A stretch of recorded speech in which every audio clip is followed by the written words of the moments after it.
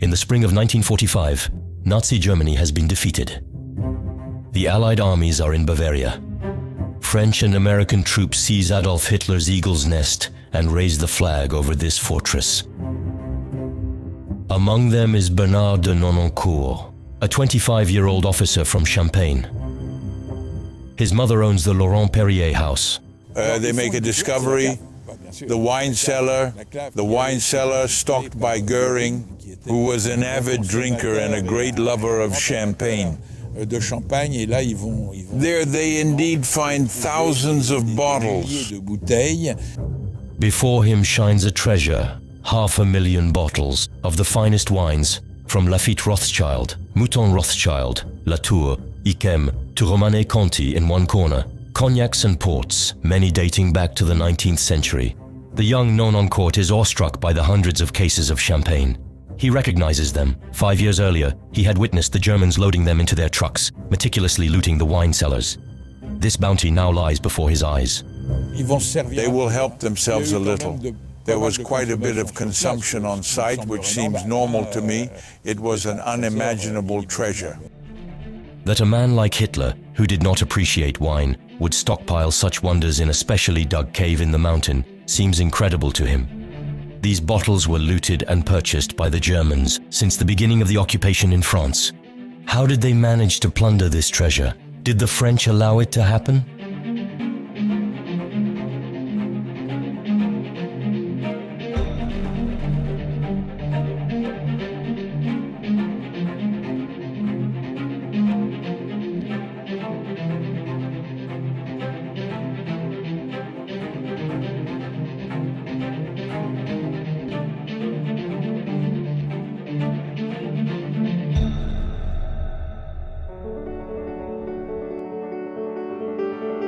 In July 1939, the harvest forecasts were excellent. The mild weather promises an excellent vintage.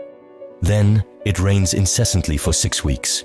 Temperatures drop, as does the mood of the winemakers. For the second time, they harvest before the transformation of the vineyards into battlefields. In September 1939, Alsace is already at the heart of the French military mobilization. The winemakers are worried about the upcoming harvest.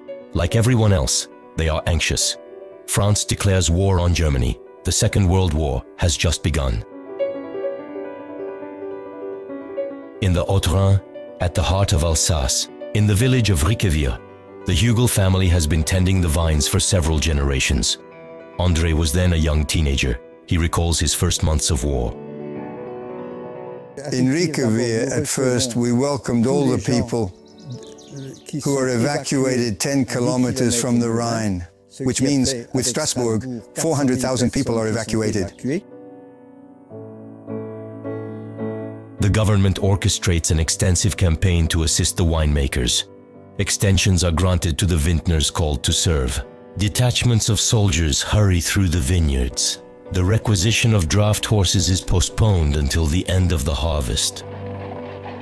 The wine of 1939 was brought in with the help of the Limousin hunters. Vintage of 1939, under the banner of courage and the determination of our men compelled to prove once again that there are no more indomitable warriors than those passionate about freedom and peace. The wine of Alsace, the wine of the frontier, will be more than ever resonant like an anthem and intoxicating like a fervor. May 1939 was the most miserable year of the century. If we had the wealth in sugar currently required, not a single liter produced in Alsace would have the right to be sold as Alsace wine. This shows how dismal it was. Across France, the 1939 vintage is the worst of the century. Eliane de Lanquezin-Miaille hails from a prominent Bordeaux winemaking family. The Miaille family owns several chateaux in the Médoc. Eliane was 13 years old during the Phoney War. It was said that the more chateau one had, the poorer one was, because a chateau meant expenses, wages to pay, workloads to bear, unpaid since nothing was being sold, and we shared the poverty of our employees, of our winemakers. We lived the same way, very, very modestly. In 1939, we began by being invaded by refugees, all our cousins, all the people coming from Verdun, from Paris, all the families. Among these refugees were family friends, Italian Jews, persecuted, they came from Trieste. They were also wine merchants with whom the Mihaili worked. They sought asylum. We told them, of course, you are welcome. We will help you. Palmer is an estate where we host and organize tastings, but no one stays there, as we have other family properties. We quietly settled them at Palmer. It's 3 kilometers from Siran. It's in Margaux, and we would be delighted to assist you. We never laughed so much, because it was a difficult time to endure, but we were confident of victory. Shortly before the German invasion, Marie-Louise de Nonancourt finalizes the acquisition of the Laurent Perrier house in Champagne. She has just invested so that her sons, Bernard and Maurice, can launch their own business.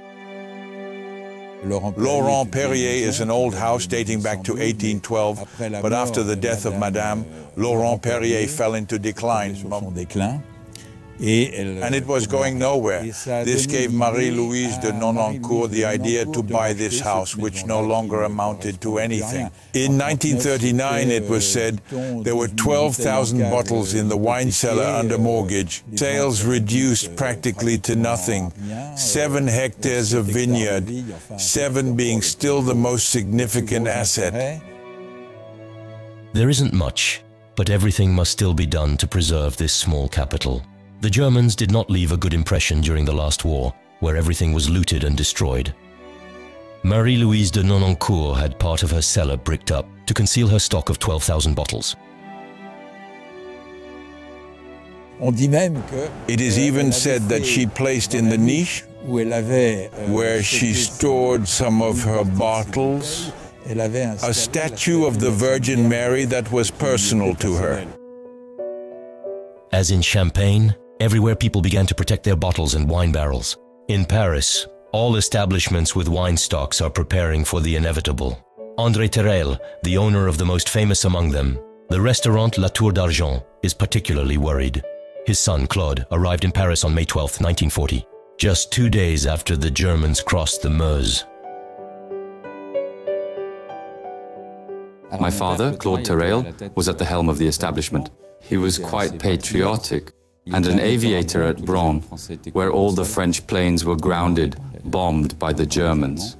He quickly returned to Paris, confided in the head waiter. They went down to the wine cellar, and he took the time to set aside, in the deepest part of the wine cellar, the most prestigious bottles. His cellar represented the work of a lifetime. It was, in a way, his soul. André Terrel had dedicated years to selecting the wines for this cellar, which held over 100,000 bottles, some of which dated back to the 19th century. Bankers, stars, and aristocrats from around the world would visit his Parisian restaurant to savor the duck with blood sauce and his exceptional wines, like the one from 1867. It's true that we managed to preserve, especially the finest bottles, all the magnificent spirits, English coffee, magnums of port, the return from India, which traveled by ship, and returned to France, have remained in our collections. Father used to say he didn't save France, but he saved its wines.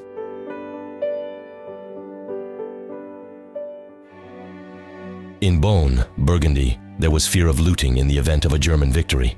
Maurice Drouin of the Drouin House has tens of thousands of bottles in stock, arguably one of the finest cellars among the great Burgundy merchants. His cellar is a true labyrinth of galleries, some of which were carved out in the 13th century. His son Robert was then 8 years old. When Germany invaded France, in Beaune and other places, there was a fear of looting. This only happened in the wine cellars that were not occupied by the residents. My father was understandably very worried.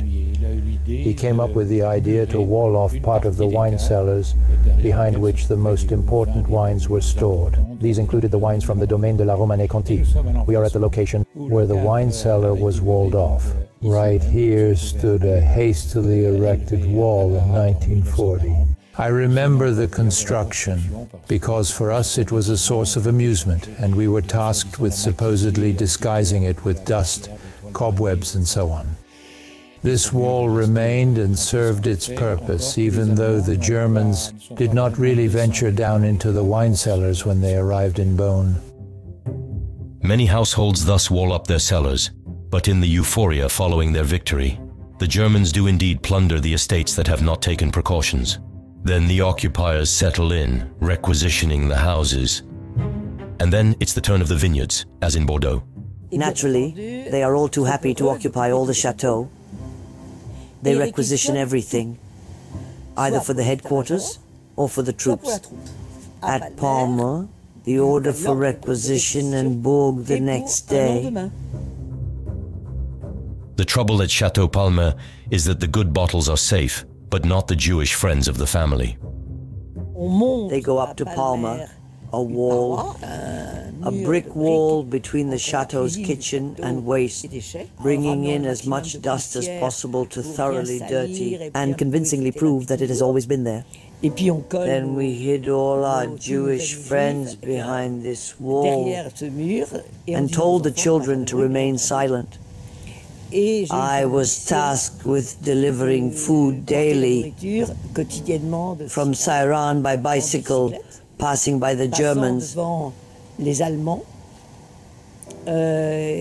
stood guard in front of Palma and greeted me with, "Good day, miss." I replied, "Good day." In my basket, which I covered with leeks, flowers, or anything else, there was food for these families. And so the months went by. Meanwhile, the Mihaly family was having false papers made. Time was of the essence to save friends hiding in plain sight with the Germans. In October, during the grape harvest, we saw father driving one car, my uncle another, departing with all the Jews in the vehicles. The forged papers, the fake advice, fully aware that there would be checkpoints all along the land's route and the Atlantic zone. I will remember that evening in Sairan, watching the headlights disappear into the night, and we said we would never see them again, as they would be stopped at a checkpoint. The papers were particularly well crafted. They made it all the way to Bayonne and boarded the last ship heading to Argentina. French wine and champagne are symbols of this swift victory. They become spoils of war, and despite the precautions taken in the vineyards, the Germans relish the chaos to loot certain estates. Hitler consumed little to no alcohol, however. There was a man absolutely essential in the Nazi administrative machine, Hermann Göring, who was indeed truly obsessed with Bordeaux wines, particularly those from the Médoc region, and even more specifically with Mouton Rothschild. He developed this obsession to have these great Bordeaux wines in his cellar, regardless of whether it involved outright looting. There was looting that is difficult to quantify, but a number of prestigious chateaux owned by Jewish families became targets of German plunder. The Germans also targeted prestigious properties in the Médoc. Two chateaux caught their attention, Langoa and Léoville-Barton, both first growths. Ronald Barton, the owner, left France for Great Britain as soon as the news of the armistice broke. My great-uncle wanted to join the Free French and took the last ship that left Bordeaux for London. He became a liaison officer for the Free French. Ronald Barton had barely reached England when the Germans seized the properties of this Anglo-Irish family that had been present in Bordeaux since the 17th century. To begin with, it seems to me that the SS had arrived at the chateau. They had taken some possession, drinking the wine, etc. There was a brief moment when there was no one in the chateau, because the SS had left and the regular army was expected to arrive. The regular army was led by a commander who was, it is believed, involved in the wine trade in Germany, and he said that here they make good wine, so we lock everything up. All the work of walling off part of the wine cellar and burying another part of the wines in the pigsty was ultimately not very useful. This commander who arrived was told that in any case it was an Irish property, that they were neutral and he had no right to do anything. As it is difficult for the Germans to know precisely if this family is truly 100% Irish, the maneuver bears fruit. The two chateaux are requisitioned by the army, the confiscation of the wine is cancelled, and the bottles are saved. In occupied Paris, the German authorities demanded the reopening of major establishments to savor the finest French wines. At La Tour d'Argent, the bottles were well hidden. In the absence of looting, these new authorities desired fine wines to always be available at the restaurant. My father, like everyone in France, was waiting and had decided to close La Tour, jokingly saying he would never reopen it. This situation was unacceptable. The Germans told him, as they did all major hotels, "Mr. Terrail, there is no need to worry. If you do not wish to open the restaurant, Berlin will send a team." My father, quite wisely, like others in France during those turbulent times, reopened the restaurant. Certain establishments captured their imagination. The Tour d'Argent, the Meurice, the Saint-Régis, Maxime's. These were the establishments, and for them, suddenly, it all belonged to them. The Germans felt at home.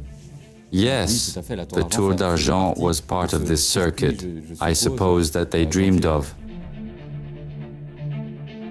The capital becomes the playground for all the pleasures of the strong men of the new Europe. The Paris of all fantasies becomes accessible. It becomes the city of leave for those returning from the fronts. They spend their pay without restraint on wine and champagne, women and restaurants. The Tour d'Argent, led by Claude Terrail, hosts the most important among them. He takes advantage of this proximity to gather intelligence with the French secret services in London. Every German officer has visited the Tour d'Argent at some point. My father had told me that he had gone with Göring, who had invited him to visit Normandy, and my father could not refuse, which allowed him to see many things that, in my opinion, the Germans had not planned or would have preferred he did not see. Thus, Claude Terrail attends, alongside Göring, the fortification works of the French coastline by the German army. In the occupied vineyards, the German authorities found a way to control their troops, who plundered not only the French but also the requisitioned goods intended for the Reich. Now, the formalities will be respected. Wine was a product specifically targeted by the Germans, targeted for many reasons, primarily for the civilians, to supply the Germans during the war and to place the burden of the war effort mainly on the occupied countries, and also to supply and provision the German troops. It is a product designated by the Germans at the start of the war as strategic. Hermann Göring began by brutally devaluing the franc. The price of the mark was tripled compared to pre-war rates. The Germans could pay. In Alsace, which was completely annexed to the Reich, everyone rushed for French products, particularly the wine from this region. They were able to buy everything they wanted, as the stores were full. Everything was available, we lacked nothing. Wine flowed freely. Wine cost them almost nothing. Schnapps was the same, cognac, etc. They could buy it, which means there were quite a few problems with alcoholism, because in Germany, wine was much rarer and more expensive than here. Most French people believe that the armistice signed by Marshal Pétain is the solution. Wine producers and merchants are enthusiastic. They know Pétain owns a small vineyard on the Côte d'Azur. They ally with the hero who had written during the First World War odes to the national drink. Among Pétain's listeners is the family of Eliane Miele. It wasn't him who lost the war, and we. There was admiration for his dedication to taking on ambiguous responsibilities in such a situation. Our French families were deeply divided between those who, very quickly, said it was untenable to follow the Marshal, and others who proclaimed work, family, fatherland. We agreed, for if we lost the war, it was because our country had not worked. We were paying for France's weakness, a lack of vision, a lack of realism, the Popular Front of 1936. And we were very harsh about having lost the war under these conditions. There was a sense of having been poorly governed. When the Marshal arrived, finally, someone of quality, they said, "Long live the Marshal, long live France, long live..." Robert Jean de Vogue is a Champagne aristocrat. He is the shareholder and leader of Moët et Chandon. His son Guylain recalls the family's enthusiasm for the Marshal. It gave the country a backbone again, with values traditionally accepted by the people: work, family, fatherland. A new form of economic warfare begins over wine and champagne. Marshal Pétain believes that by collaborating honestly with the Germans, he will achieve a peaceful occupation. He is gravely mistaken. The Nazis' greed particularly targets all wine stocks. They represent financial value, but also the sophistication and strength of the country. The demarcation line's path placed most of the finest vineyards in the occupied zone. The demarcation line's path took time to be established. The presence of the Bordeaux vineyards, as well as the Lens forest, was clearly part of the discussions, and if it was included in the occupied zone, it was a deliberate act on the part of the occupiers. There were truly absurd situations where farms or wine estates could see their fields, their vineyards, arbitrarily split in two. Beaune and a large part of the finest Burgundy vineyards thus found themselves in the German zone. With these great wines sheltered, Maurice Drouhin, along with other wine growers, set up an escape network. They leveraged their knowledge of the vineyard to help move people into the free zone, the first escaped prisoners from the German camps. In the evening for dinner, we would usually see men arriving. I had never heard of them before. They would say, "It's the cousin, you don't know him, he's come to visit us, he's here to have dinner with us." In reality, I found out later, he was just a prisoner of war trying to escape. Beaune is only a few kilometers from the demarcation line, which was abolished in 1942. It is evident that Maurice Drouhin was part of the network seeking to assist these prisoners of war. In this area, the Germans know there is a treasure sleeping in the wine cellars of French wine and champagne. The German authorities arrive in Champagne. This arrival is indeed premeditated. It is to seize the stock of champagne bottles. The German authorities stated clearly, for them it is a war prize. At the time, this stock amounts to around 140 million bottles, which is enormous. The production of champagne wine requires aging in bottles, in cellars. When selling a bottle, 3 or 4 must be kept in stock. Michel Tribault is the manager of the Lançon House, one of the most significant in Champagne. His son, Jean, who is 10 years old at the start of the occupation, recalls his first encounter with the German army. The Germans arrived there immediately after the invasion of Champagne.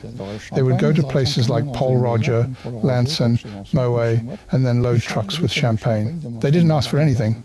They paid with their own money, even though it wasn't worth much. But they paid. The German regime quickly understood the prestige and profitability it could derive from the stock of champagne bottles. It was necessary to purchase the finest vintages, but to identify the best. The command wanted those who knew wine, as well as the producers. The Reich's economists turned to German merchants, creating a group nicknamed the Wine Merchants in Uniform. The French gave them another name, the wine Führers.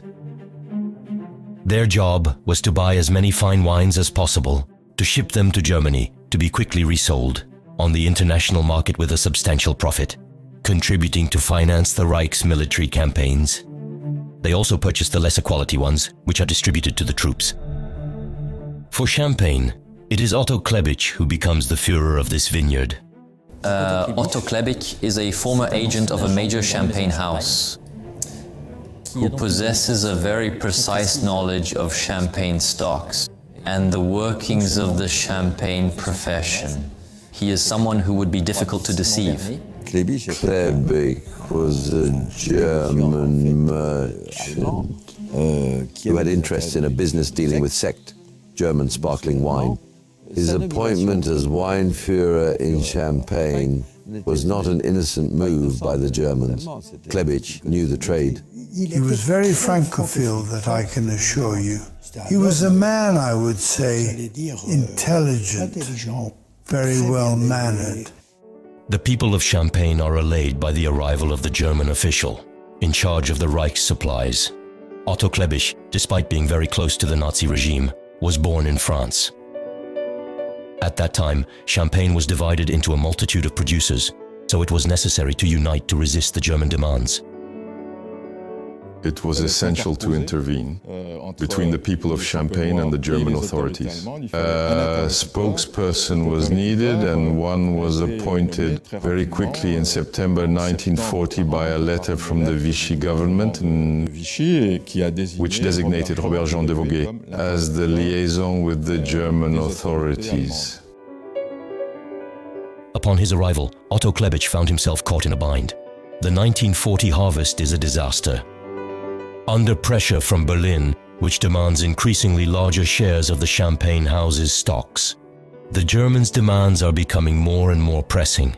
Some weeks, Otto Klebisch demands the dispatch of 500,000 bottles. Economic resistance is being organized. Robert-Jean de Voguet, the director of Moet and Chandon, responds. On April 13, 1941, he invites all producers to unite against the occupier. A law requested by the people of Champagne is finally enacted by Pétain. It establishes the Interprofessional Committee of Champagne Wine, the CIVC. This is the first act of massive resistance by Champagne to the German demands, and Otto Klebisch views this initiative with a very unfavorable eye. The CIVC sought to negotiate the amount of the levies, the volume of these levies, and distribute these levies among all operators, so that the Germans would not decide on their own where they would collect. And then it was also about negotiating a price, and a price, if possible, that was as close as possible to the production costs, resulting in extremely difficult and very tense relations. A skilled negotiator, Robert-Jean de Voguet, met weekly with his German partners for high-stakes meetings. His role was quite challenging, as he had to satisfy Klebisch and also get his colleagues to accept part of what Klebisch wanted, as he always wanted more. And my father always tried to give less. The people of Champagne will do everything to reduce these requisitions. Sometimes they also resort to cunning. They have stocks of poor quality champagne that they attempt to sell to the Germans. It is quite evident that the people of Champagne partially supplied bottles that were not necessarily of the best quality, but Otto Klebisch, who was a discerning taster, would taste the bottles and sometimes refuse them with great force and violence, the bottles that were offered to him as part of these requisitions. Jean Tribault is a witness to this form of resistance that all the producers implement in the region. We had bottles of mixed content, imperial boxes, same label, marked in red, reserved side. She had comments. The good grapes were reserved for France, their usual client. Then the last juices. They added sugary water to make it foam. It was sold with labels. Everyone was bustling to give them nightingales. They were happy. It popped. It foamed. It was sugary water that foamed. The Bordeaux wines produced in the world's largest vineyard are also strategic for the Germans. The Bordeaux producers and merchants are well aware of this. The appointment of the future wine Führer will have a significant impact on their economy. This occupation is perceived in a peculiar way by the wine actors because Germany, a crucial point, was in the Bordeaux wine trade. They were somewhat unsure about how to proceed. Were they dealing with Bordeaux wine clients? Were they dealing with the occupier? In my view, the occupier was shrewd in this regard, as they played on the commercial continuity with Bordeaux wines by exploiting the disruption imposed by the occupation and the signing of the armistice regime. Purchases made in the Bordeaux region were entrusted by the Reich administration to a man. His name was Heinz Böhmers. He managed a major wine import company in Germany. Böhmers was one of the foremost specialists of this vineyard, and undoubtedly the largest client of Bordeaux wines in Europe.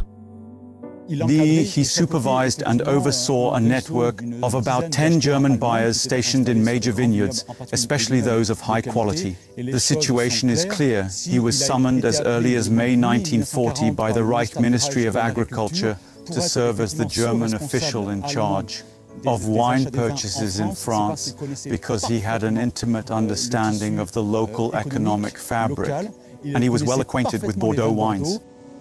The German authorities are making a misjudgment. The wine Führers are not merely wine merchants and experts fluent in French. They are also Francophiles. They are friends with numerous Bordeaux producers and merchants. These friendly relations sometimes date back several generations. In Bordeaux, Heinz Böhmers is at home. Before the Great War, his family owned Chateau Smith-Haut-Lafitte. During the interwar period, being an importer, he maintained close ties with France. Böhmers arrives just after the armistice. For now, his Bordeaux friends are wary of him. He was a close friend and a longtime client of Eliane's father. The Germans were major clients before the war. Our markets were in Bremen and Hamburg, in two wine houses called Segnitz and Böhmers. Mr. Böhmers and Mr. Segnitz came to see us, as usual, at my father's office to say, Edouard, we will resume our relations and we will purchase our wines properly. I have the order. My father, Icy, said to him, Colonel, he was in a colonel's uniform, you are occupied. Our relations will be strictly the ones you impose upon us. He was somewhat surprised by the icy response from a lifelong friend. My father told him, if you wish to visit us at home in a private capacity, in civilian attire, we will resume our lifelong friendly relations, but we will not discuss business. In business matters, you represent the German army, and we will conduct business as between occupiers and the occupied. The Mr. Segnitz that Eliane refers to is none other than the wine Führer, appointed in Burgundy by the Reich to purchase the wines from this vineyard. Adolf Segnitz, director of the company bearing his name, is Germany's representative for the renowned Romanée Conti. Here too, this man arrives on familiar ground. He was well acquainted with French wines. In any case, he knew the wines of Burgundy well. He was a man commissioned by the Reich to be the official buyer, but he performed his duties well as an officer, while also as a man. After all, he bore no hatred towards the French. He perhaps also thought that the war would end, that one day he would resume commercial relations. For all these reasons, he managed his role correctly. He bought wines, and as far as I know, he paid for them. I don't know if the best wines of Burgundy were offered to him. He was probably not fooled by it. The first action of the wine Führer Segnitz is to summon the producers and merchants to his offices at the Hôtel de la Poste in Beaune to reassure them and reiterate his friendship. They wanted to show that he was genuinely concerned about their interests, but that after the war, he also hoped to trade with them. All types of wines interest the Reichsdelegate. In reality, he purchases wines at low prices. Everyday wines for the German people and its troops. These include wines from Burgundy and also from outside Burgundy, as the Burgundy merchants are very active in the Rhône Valley, in the south of France, in the unoccupied part of France, including French Algeria, one of the primary suppliers. Wine for Germany at that time. Everyday wines, certainly, and then a lot of luxury wines, because these wines are highly sought after, to speculate during periods that are times of uncertainty. All the wine merchants are delighted with his arrival. Segnitz is not just an envoy of the Reich and the Chancellery. He is a friend, a confidant at times for many merchants, and a valuable asset, because Segnitz is the man who can untangle dangerous situations locally. Maurice Drouin's connections with Segnitz will soon prove beneficial to him. In the summer of 1941, he is arrested by the Germans. They suspect him of gathering intelligence for the enemies of the Reich.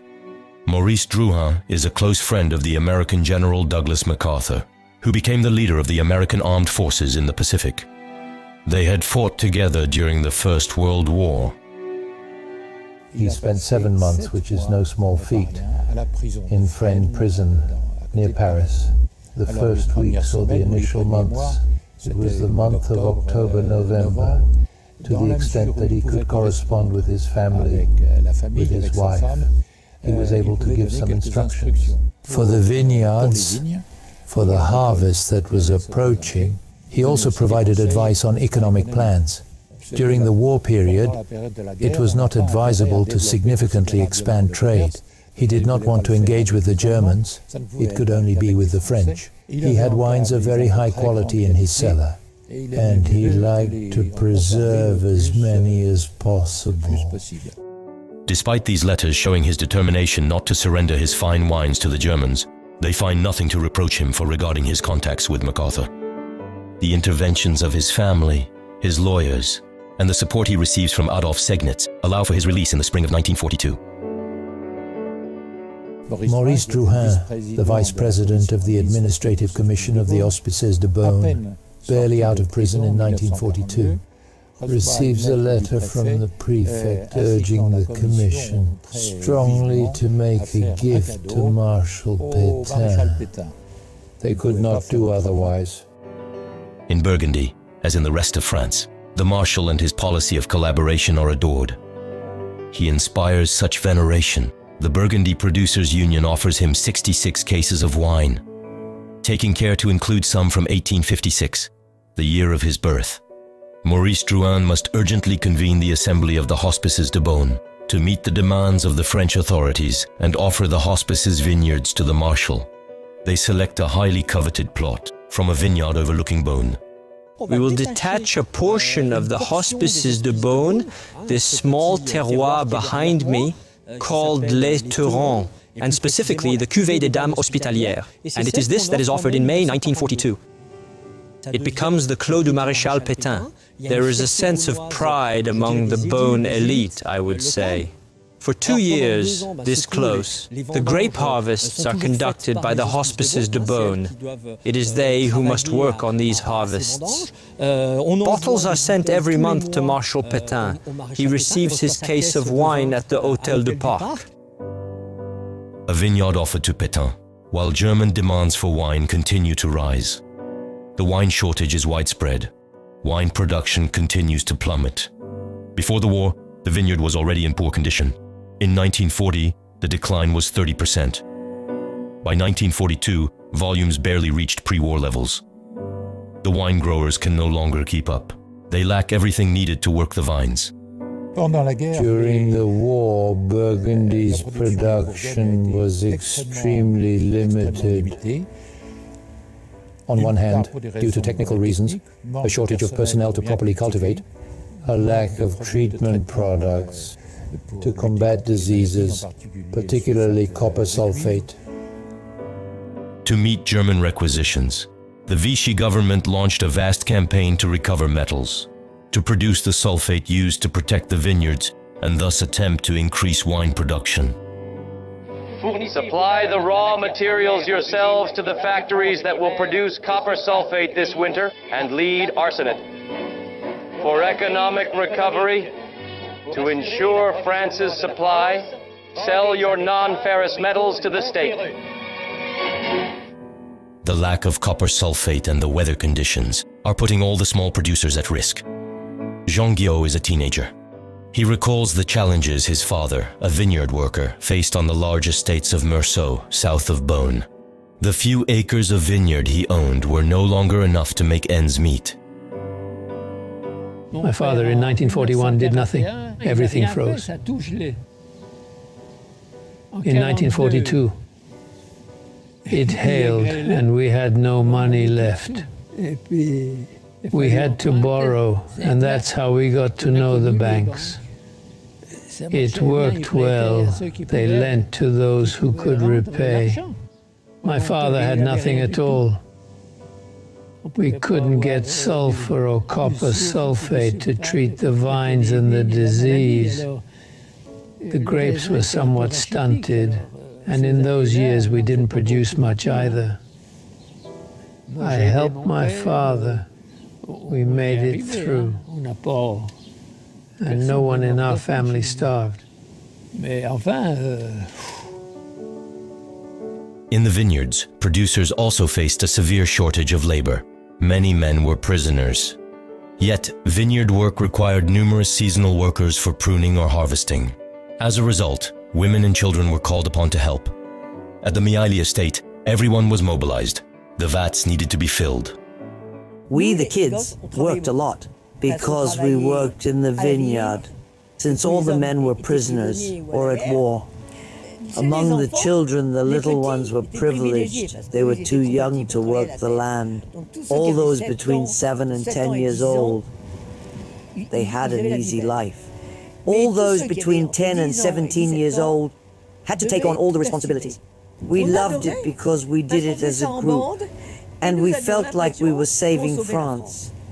In Alsace, the situation is somewhat unique. The region is completely annexed to the Reich. The winemakers derive certain benefits from this. In the Hugel family in Rickeweer, there is no shortage of anything needed to work the vineyard. It's quite astonishing, but throughout the entire war we never ran out of copper sulfate. We always had bottles coming from Germany because there was no factory in Alsace that produced bottles. However, the price to pay is terrible. It's impossible to cheat on the quality of the wine destined for the Germans. The Nazi apparatus constantly monitors the producers. The entire vineyard is under close surveillance. My father was a company head, and before in our area there had never been a union. But during the war, we had the Nazi union, DAF, Deutsche Arbeitsfront, which theoretically took care of everything. We had a delegate in the company. One of the workers was a delegate of the Nazi union. Throughout the war, we remained silent.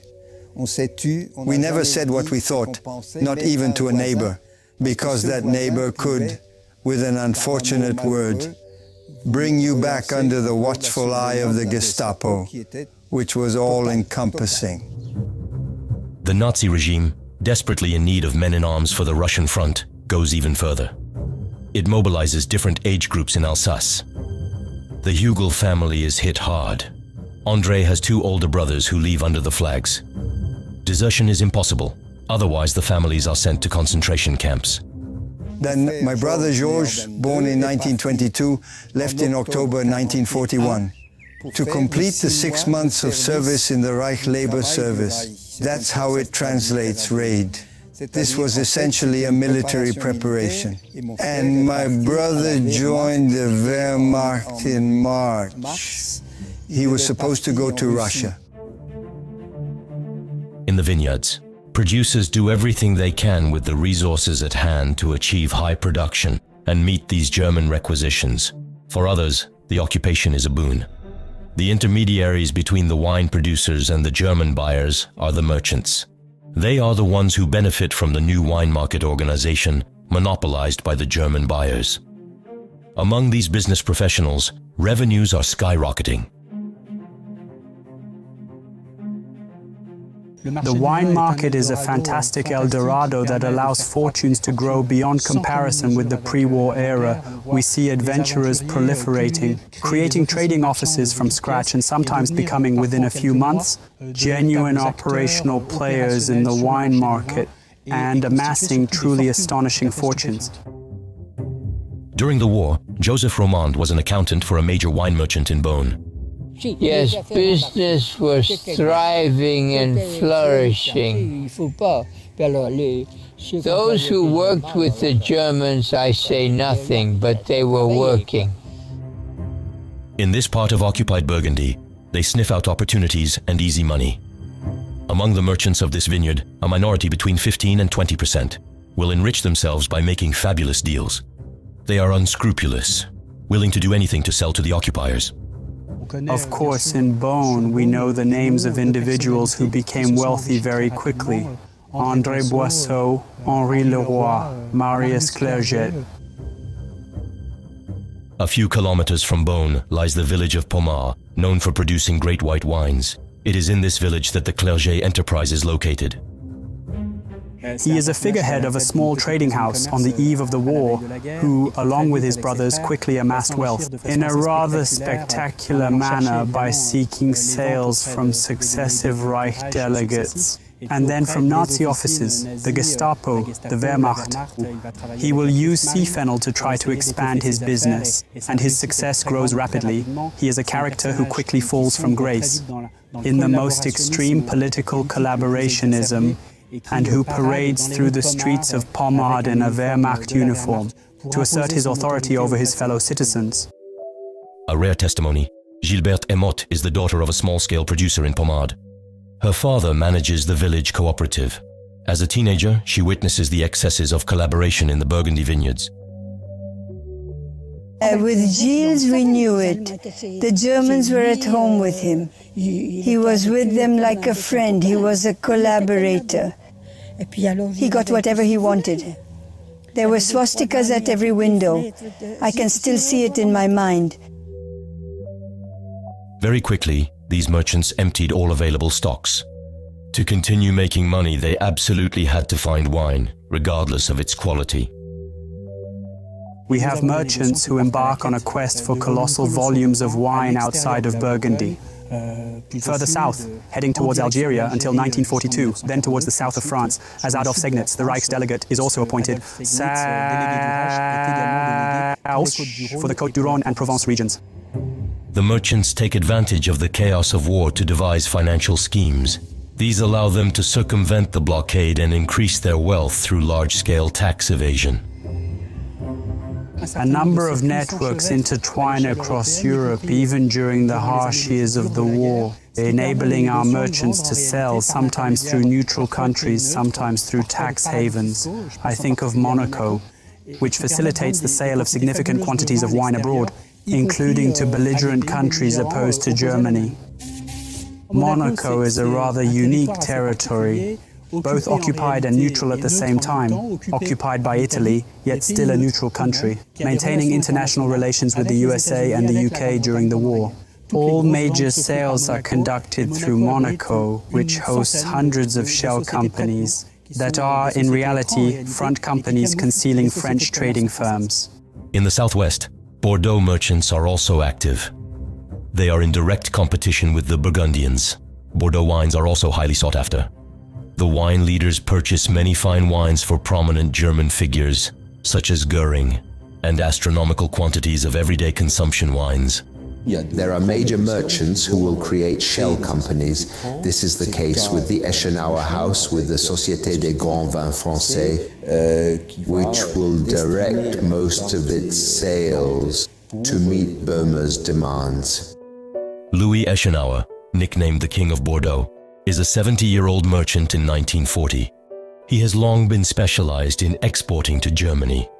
Before the war, he conducted large-scale business with this country. His enterprise is thriving.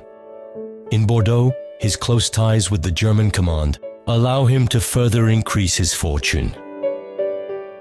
With the occupation, naturally, Louis Eschenauer's company continued and intensified its trade with Germany, becoming a sort of privileged intermediary between Boehmers, the German merchants, and the French traders. This happened quite naturally and in continuity with what was previously occurring. During the occupation, not content with being a trader, Louis Eschenauer also played a role in the political sphere as he notably joined the collaboration group. As a collaborator, Eschenauer was also an extravagant character who adored luxury. In business, he was equally flamboyant, flaunting his German contacts in occupied Bordeaux. He was notably a cousin of Ernst Kuhnemann, the commander of the port of Bordeaux. To the point that Louis Eschenauer had the folly to stroll around the racetrack as he owned a racing stable in Buscat with Kuhnemann in German uniform. My grandmother would say to him, "Louis, you're losing your mind. See them at your place if you wish, but don't flaunt it like this. It will end very badly. It's ridiculous." For the major Bordeaux merchants, trade with the occupier is a gold mine. The overproduction crisis is far behind. In 5 years, they have emptied the wine cellars and wine stores of the entire region. The opportunity is widespread, including in Alsace, where some merchants have fully understood the benefits to be gained from the new political and geographical situation. Wine was a speculative product. That is to say, all the small wine growers made money because they finally found customers, whereas before the war, it was not obvious. There were major merchants, particularly in Rosheim, where some of these merchants were located, including the largest seller at the time in terms of storage. 18,000 hectoliters was the renowned house of the Rochter brothers. They specialized in importing French red and white wines. They had passes for 7 to travel to the Bordeaux region, a lot of Bordeaux, but also liqueurs, champagne, so these houses also had, through their activities, the ability to move within what was then France and cross this new border of the annexed Reich that concerned Alsace. In this favorable context for the wine trade, Beaune, the great capital of Burgundy wine, decides to celebrate the 500th anniversary of the hospices with great pomp. The major sales for charitable works have been interrupted since the beginning of the war. The Germans authorized the event. In 1943, the 500th anniversary of the Hospices de Beaune will be staged, and it was also the political project of the mayor to both to make his town known, a political project to conceive this 500th anniversary and to do it with great pomp, with splendor and all. A wonderful atmosphere. It took place in the grand courtyard of the hospices. There was a grand play that took place in the courtyard. I know this because I was among the spectators. It was beautiful. All the German dignitaries were there. Even Cardinal Suhard, who was the Cardinal of Paris, was present. All the dignitaries of Beaune were present. It was truly remarkable. During the 500th anniversary ceremony and the hospices wine auction, many Germans were present, however, in the auction room. They were in civilian clothes, not seen in uniform, but at the tastings surrounding the event, they appeared in uniform, making their presence known. The hospices sell wine to merchants who eagerly resell it to the occupiers, yet the institution remains above all suspicion. For months, the sisters have been establishing an extensive escape network. We hid British airmen, we concealed people fleeing, etc., under false identities. Even the sisters staged a mock funeral for a British navigator to facilitate his escape. Maurice, Robert Drouhin's father, will also take advantage of this. Since his release from prison, he joined a resistance network, arms cash, logistics. He was eventually betrayed. 6 o'clock in the morning, knock, knock at the door. It was the Germans. We have come to fetch Mr. Maurice Drouhin. Sorry, he's not here. He left for Paris last night. Maurice Drouhin had anticipated this. The house is above the wine cellars. By a staircase, he descended into the wine cellars where he got dressed. The Germans might have suspected that the wine cellars led to streets and had surrounded the block of houses encompassing 4 streets. What they didn't know was that there was a cellar leading to a 5th street through which Maurice Drouhin managed to escape. He went to seek refuge at the hospices of Beaune and with the Hospitaller Sisters, arranged for a room to be reserved for him. Certainly, it saved his life. Across all vineyards, wine producers joined the resistance. Refusing to sell wine to the Germans, escape networks, sabotage of wine and champagne. More and more are joining the Shadow Army. Bernard de Nonancourt, one of the sons of Marie-Louise de Nonancourt, the owner of Laurent Perrier, leaves Champagne to join General de Gaulle in London. He would eventually capture Hitler's Eagle's Nest with General Leclerc. For now, he is attempting to clandestinely leave France. Bernard de Nonancourt is leaving. He finds himself in Grenoble. He was given the name of a priest, who in turn told him to see Father Pierre Gruez. He goes to the confessional where they meet, and he recounts his journey to Father Pierre, who tells him to come see him that evening at the rectory. Father Pierre tells him that he can guide him to the Maleval Maquis in the Vercors under the pseudonym of Little Louis. There, he will live for a good year, until the Maquis is dismantled by the Germans. There will be a severe gunfight, but Bernard had left 2 days earlier for a mission. No, far from there, in Epernay, another man joined the resistance. Robert-Jean de Voguet, the head of Moët and Chandon and director of the CIVC, increasingly opposes the requisitions of the Weinführer Klebisch.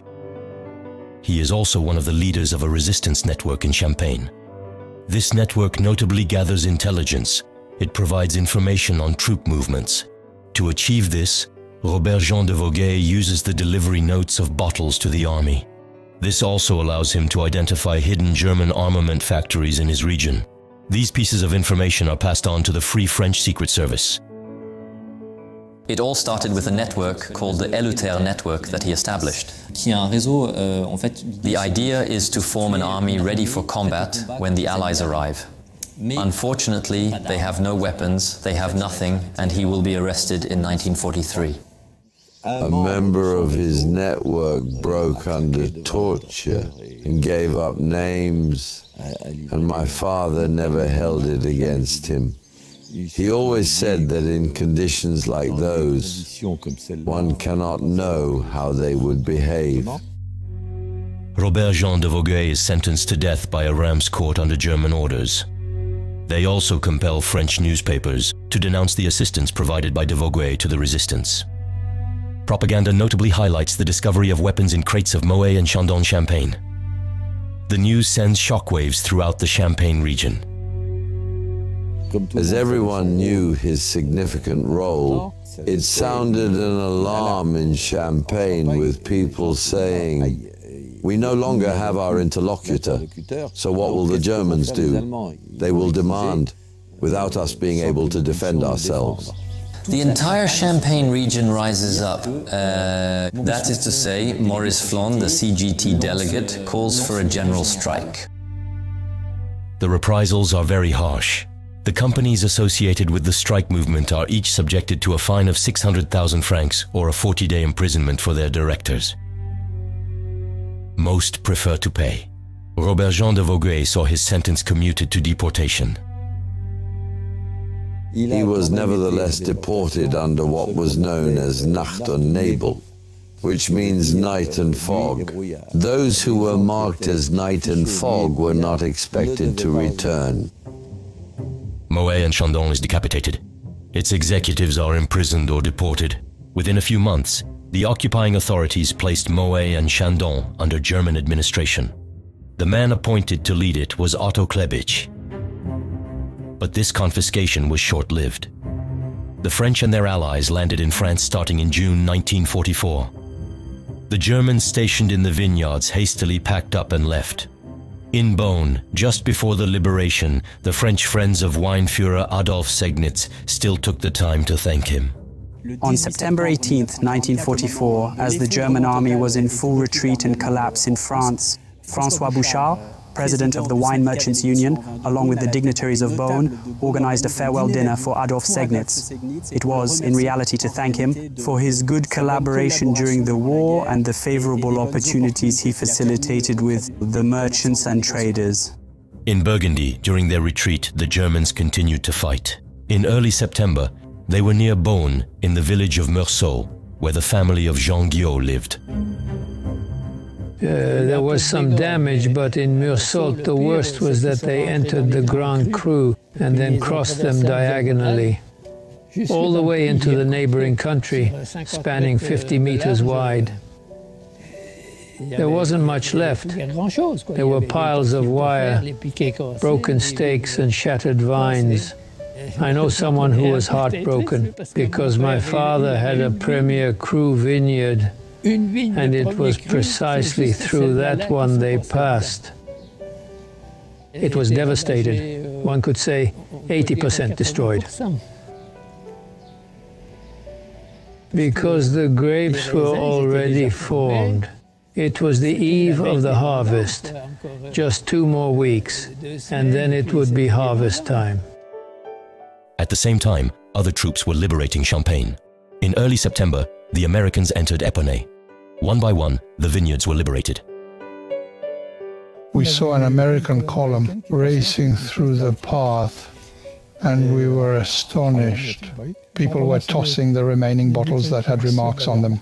They were very happy, not noticing that they were labeled reserved. They drank champagne, spirits, and brandy.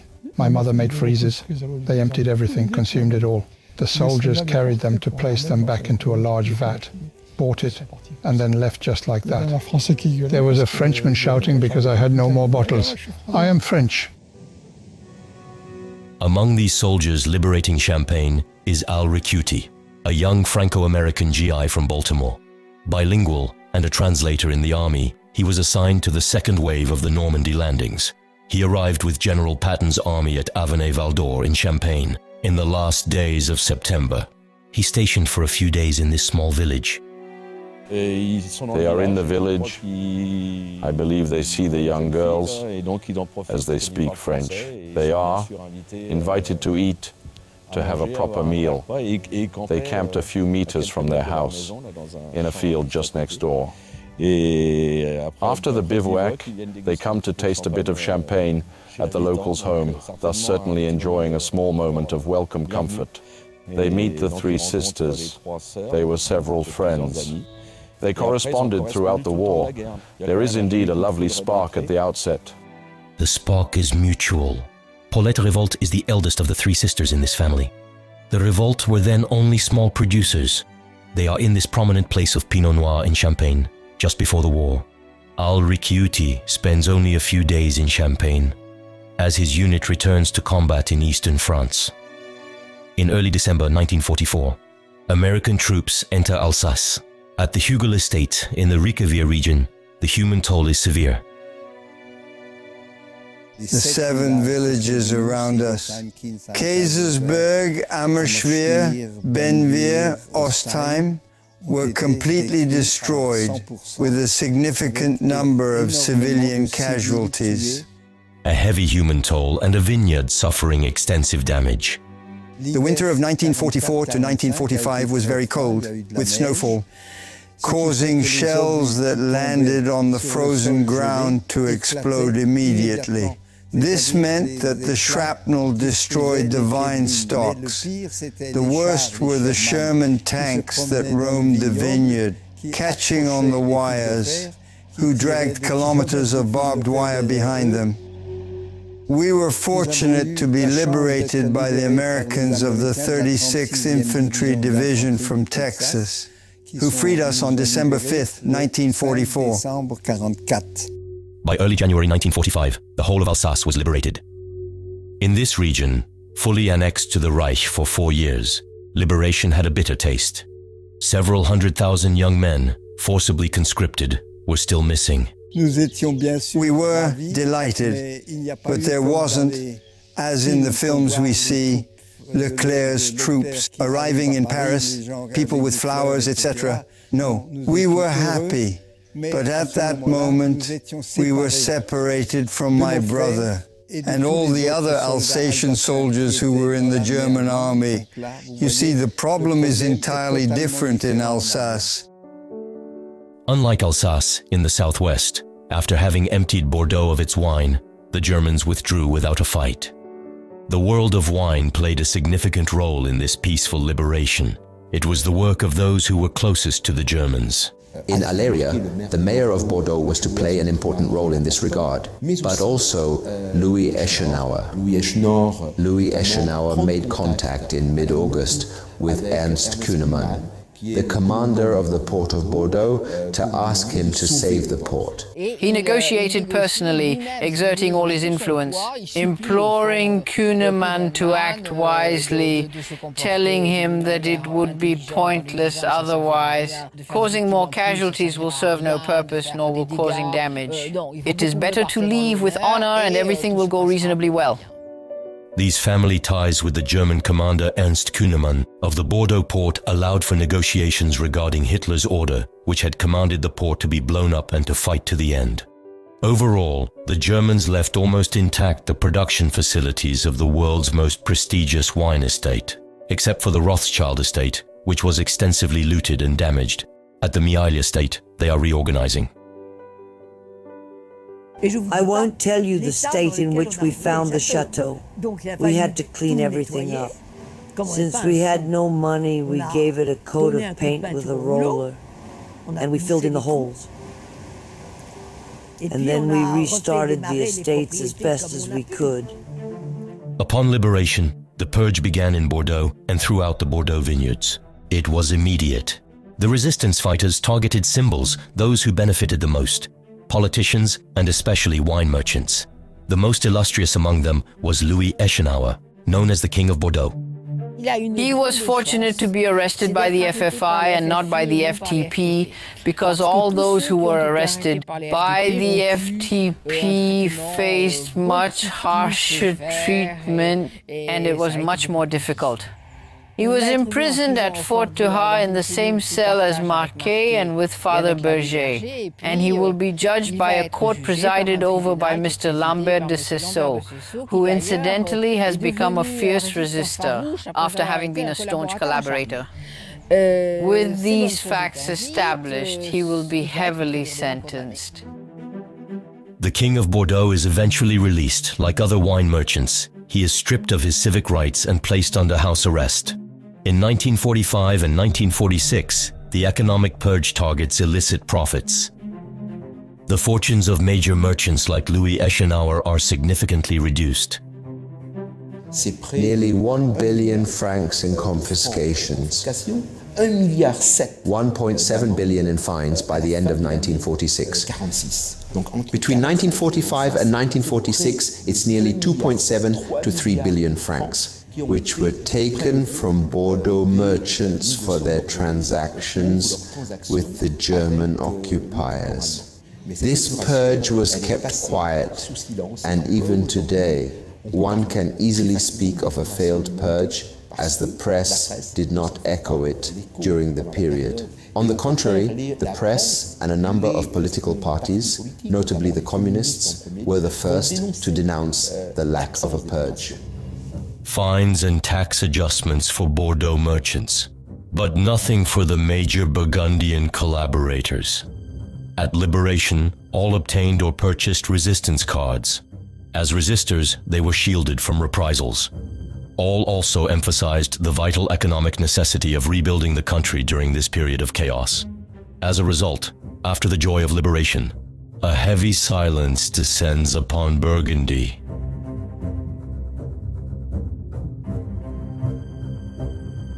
There were acts of retribution Some sang, blending in unnoticed. Elsewhere they remain unknown.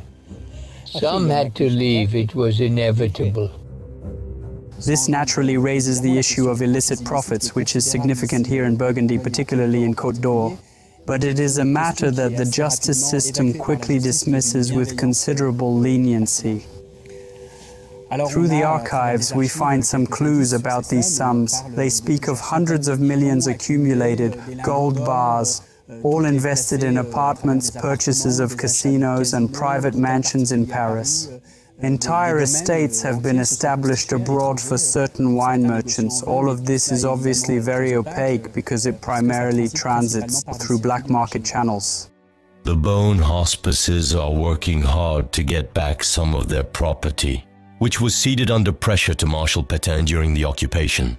Marshal Pétain's assets are placed under sequestration, and the vineyard here is seized like all his properties. The 1944 harvest does take place, but it is returned to the hospices. The challenge is how the hospices will recover this vineyard from the Marshal. There is a trial in 1946 that allows for this restitution. It loses the name Clos du Maréchal Pétain and reverts to Cuvée des Dames Hospitalières. And ultimately, a portion of the wine from the remaining bottles is purchased by a merchant who does not truly reintroduce them to the market until the 1990s, 2000s. The same sense of incompleteness also prevails in the Champagne vineyards, despite a very real resistance. Some collaborators and profiteers slipped through the net of the purge. The focus is mainly on the symbol. In Reims, justice targets the general manager of Pommery Champagnes. The Marquis Melchior de Polignac is also the honorary president of the collaboration group. He is sentenced to 10 years of national disgrace. When Pommery came under the Lanson umbrella via my brothers-in-law Gardinier, we discovered in the archives invitations from Marshal Goering, this and that. What do? You are at the helm of a household in an occupied country. You were the star. You represented France at the Olympic Games under the Hitler regime, and you show the Marshal the door. The Marquis Melchior de Polignac is ultimately exonerated by post-war French justice. He withdraws from business but remains marked by the stigma of collaboration with the occupier. The Marquis provided political information to the Nazi intelligence service. The final target of the purge is the CIVC, the Interprofessional Committee of Champagne Wine, established under the Vichy government. The judges in charge of the purge demand its outright dissolution. It will not happen. Champagne wine experts acknowledge the usefulness of this institution. As in other French vineyards, the general climate is one of appeasement. It is in this very city of Reims that the Second World War officially comes to an end. At the end of the Second World War, due to Reims' martyred past, Dwight Eisenhower decided to establish his headquarters in Reims, where he left a very good impression. It is said of him that he rode around on a bicycle, and he had a deep humanity with the population. He lived here for almost 6 months, and it is because of his presence here. The date of May 7th, 1945 is when the armistice of World War II was signed in Reims. Stalin was furious that this surrender was signed in Reims. The Russians, who needed a more striking signature and who had fought hard in Berlin to liberate the city, requested a signature, if I may say, more flamboyant the following day in Berlin. After the war, work continued in the French vineyards. 1945's weather is remarkably special. A wave of mildness followed by frost, hail, and finally, a heat wave. At first glance, 1945 seemed to be a highly problematic vintage. But the wine producers have been convinced for years that there is a peculiar bond between warfare and wine. By the grace of the Lord, the vintage is poor when war breaks out, and always great when the fighting stops. Once again, history proves them right. If 1939 had been one of the worst years of the century, 1945 stands as one of its best. The year 1945, a remarkable year, marks the year of liberation. The harvest was not very abundant, there weren't many grapes, but this also contributes to the quality. There was frost, which significantly reduced production in certain areas, especially due to hail. Ultimately, a very great year of very limited production. Few bottles still exist. The power, the tannin, the ripeness of the grape, the concentration, the complexity, a truly great vintage. Indeed, 1945, 1947, 1949 were three post-war vintages, which were exceptional vintages, yet no one to buy them. It was a vintage that had been awaited since 1929. You could have a quality vintage, but no one to buy it. Our major market, England, was devastated. Belgium, Holland, let's not even mention them. Germany, let's not mention it either. The 1945 found no buyers. The market remained stagnant in Bordeaux until the 1960s. Afterwards, Burgundy gradually regained its momentum, even though it took a good 10 years to recover somewhat. I would add that the vineyards that had often been replanted after the phylloxera around 1885-1900 were very old, and replanting a vineyard costs money, takes time, and the economy was not sufficient. Not enough replanting happened. Only from 1960 did some vineyards get renewed.